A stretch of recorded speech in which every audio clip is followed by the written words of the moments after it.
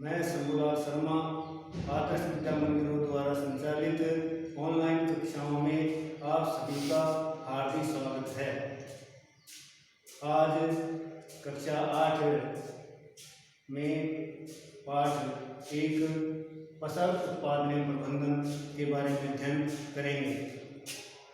हम प्राचीन काल से ही फसल उत्पादन करते आए हैं और उस उत्पादन का हम किस तरह से रख रखाव करते हैं, अब इसके बारे में हम देखते हैं कि हमने पूर्व कक्षा में पहले वाली कक्षाओं में पढ़ा है कि सजीव और निर्जीव के बारे में। तो सजीव क्या होते हैं और निर्जीव क्या होते हैं। सजीव सभी जैविक क्रियाएं करते हैं, जैसे पाचन, श्वसन, उत्सर्जन, जनन, जबकि निर्जीव है ये क्रियाएं नहीं करते हैं। अब सजीव में भी पेड़ पौधे और प्राणी आते हैं, जंतु आते हैं। अब इनमें जो जंतु होते हैं वे अपना भोजन पेड़ पौधों से प्राप्त करते हैं या प्राणी एक दूसरे से प्राप्त करते हैं, लेकिन वो पेड़ पौधों पर ही आश्रित होते हैं। पेड़ पौधे हैं वो स्वयं भोजन का उत्पादन करते हैं प्रकाश प्रकृति में। तो हम देखते हैं कि जो फसल है अब उसमें प्राचीन काल से ही है जो मनुष्य हैं, प्राणी हैं, वो इधर उधर घूम करके अपने भोजन की व्यवस्था करते थे। वो जंतुओं को खाते थे या पेड़ पौधों वनस्पतियों को खाते थे, फल फ्रूट खाते थे।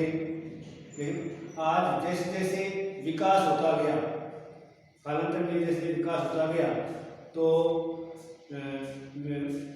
जो मनुष्य मानव हैं उन्होंने खेती करना, यानी जो पेड़ पौधे हैं उनको एक समूह में उगाना प्रारंभ किया, जिससे अब एक ही किस्म के हैं पेड़ पौधे हैं। अगर एक निश्चित क्षेत्र में उगाया जाता है तो वह फसल कहलाती है। किसी एक निश्चित स्थान पर एक किस्म के पौधे बड़े पैमाने पर यानी बड़े समूह में उगाते हैं, पैदा करते हैं, तो इसे फसल कहेंगे। अब इसमें ऋतुओं के आधार पर फसलें कितने प्रकार की होती हैं, जैसे हमने छोटी कक्षाओं में पढ़ा है फसलों के प्रकार के बारे में, रबी की फसल, खरीफ की फसल और जायद फसल, इनके बारे में हमने छोटी कक्षाओं में देखा है। अब यहाँ पर है रबी की फसल। रबी की फसल है शीत ऋतु में उगाते हैं। ये सर्दी प्रारंभ होती है उस समय है ये रबी फसल उगाई जाती है। यह अक्टूबर से मार्च के मध्य में, अक्टूबर में इस फसल को बोया जाता है। किसान इसको उस समय बुआई करते हैं और बाद में है मार्च में है यह फसल पक करके तैयार हो जाती है। जैसे हमारे वातावरण में गेहूँ है, सरसों है, चना है, मटर है, ये अपने आसपास पैदा होती हैं, अच्छी तरह जानते हैं। तो सर्दी के दिनों में इन फसलों को हम अच्छी तरह दे सकते हैं, गेहूँ को, सरसों को दे सकते हैं, जौ को दे सकते हैं, जो अपने आसपास के वातावरण में ही तैयार होती है। फिर इसके बाद में हम देखते हैं खरीफ की फसल। यह वर्षा ऋतु में उगाई जाने वाली फसल है। जैसे वर्षा ऋतु प्रारंभ होगी तो वर्षा ऋतु में जो बीज बोएंगे वह खरीफ की फसल के होंगे।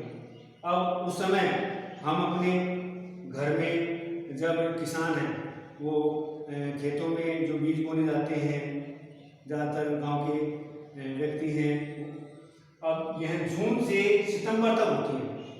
अब अपने घर में देखते होंगे कि जो बीज बोते हैं उसमें हैं इसके बाजरा की हैं, बाजरा भी इस समय उगाया जाता है। और क्या बोते हैं, धान, मक्का बोते हैं, मूंगफली बोते हैं इस समय, और तिल बोया जाता है। तो इस समय है खरीफ की फसल है जो अभी आने वाली है, तो हम अच्छी तरह देख सकते हैं। फिर इसके बाद में आगे देखते हैं जायद फसल। हाँ, हमने रबी फसल, खरीफ की फसल देखी। अब आती है जायद फसल। जायद फसल है यह मार्च से जून के मध्य की फसल है जो इस समय चल रही है। मार्च में इसको बोया जाता है और जून में तक यह तैयार हो जाती है, इस समय चल रही है। तो इस फसल में खरबूजा है, तरबूज है, ककड़ी है। जैसे हम बाजार में इस समय खरबूजा देखते हैं, तरबूज भी और ककड़ी भी हम। तो इस समय जो फसल तैयार हुई है वह जायद की फसल है। इस प्रकार हमने ऋतु के आधार पर जो फसलें देखी, रबी फसल यह शीत ऋतु की फसल होती है जो अक्टूबर मार्च में तैयार, अक्टूबर से मार्च के मध्य की शुरू होती है। इसी प्रकार खरीफ की फसल जो वर्षा ऋतु की होती है, और जायद फसल है जो इस समय चल रही है, मार्च से जून के मध्य की शुरू होती है। इसके बाद में हम देखते हैं कि कृषि पद्धतियाँ, जैसे कृषि किसान खेती करता है, हमारे आसपास देखते हैं किसान किस तरह से खेती करता है। ये थोड़ी है कि सीधा ही जाकर के खेत में बीज फेंक दिया और खेती तैयार हुई। उससे पहले कई चरण होते हैं। किसान के द्वारा फसल उत्पादन के लिए किए जाने वाले क्रियाकलाप, यानी क्या क्या काम किसान करता है। फसल उत्पादन करने के लिए किसान क्या क्या तैयारी करता है वो इसके अंतर्गत आते हैं। स्टेप कौन कौन से चरण है उसके बारे में हम देखेंगे। जैसे मिट्टी को तैयार करना, तो किसान जैसे ही अगली फसल तैयार करने के लिए तैयारी करता है तो इसमें मिट्टी को तैयार करेगा पहले, फिर बाद में बुआई के लिए कुछ, फिर बाद में खाद उर्वरक देना, सिंचाई, फिर खरपतवार से सुरक्षा, कटाई, भंडारण। जो ये 7 चरण हैं, इन चरणों के बारे में हम एक एक चरण के बारे में देखेंगे। अब इसमें आता है मिट्टी को तैयार करना। अब पहला चरण है, अब जो हमने ये चरण देखे उसमें पहला मिट्टी को तैयार करना। अब किसान बीज बोने के लिए मिट्टी को किस प्रकार से तैयार करता है। अब उसमें से मिट्टी को पलटना और इसे पोला बनाना कृषि में एक महत्वपूर्ण कार्य है।